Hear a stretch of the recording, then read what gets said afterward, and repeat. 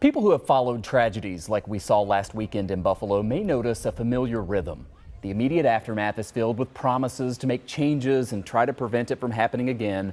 But those words rarely turn into concrete action, and the whole thing repeats itself once again.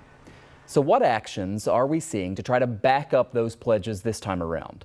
Well, at the federal level, you have the Domestic Terror Prevention Act. It passed the U.S. House of Representatives this past week on a nearly party line vote. All Republicans except one voted against it, including three who previously sponsored the bill.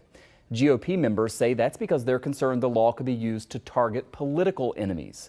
We asked Buffalo Congressman Brian Higgins, who is also a sponsor, what would this bill do to make the country safer? First of all, it would reduce or eliminate the barriers that currently exist between the FBI, Homeland Security, and the Department of Justice to pursue more aggressively acts of domestic terrorism, including those involved with a white supremacist, and also provide more resources at the local and state level, and just a better focus on these kinds of crimes, because most federal law enforcement officials agree that domestic terrorism is pervasive and growing, and this is a problem that needs to be dealt with.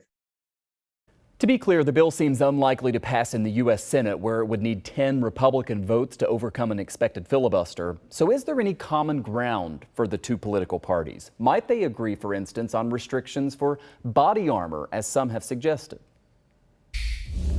The security guard who was armed probably could have, had he not had all of this body armor on, stopped or reduced the number of people that were killed during that incident.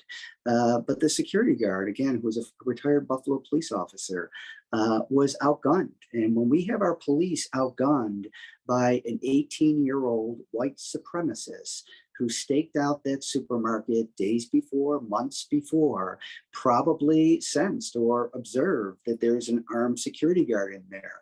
How do you deal with that? You get body armor. So eliminating the ability to buy that stuff without a background check, etc., I think would go a long way. Majority Leader and U.S. Senator Chuck Schumer from here in New York says that the domestic terror bill will get a vote in the Senate this coming week. We'll keep you posted on what happens.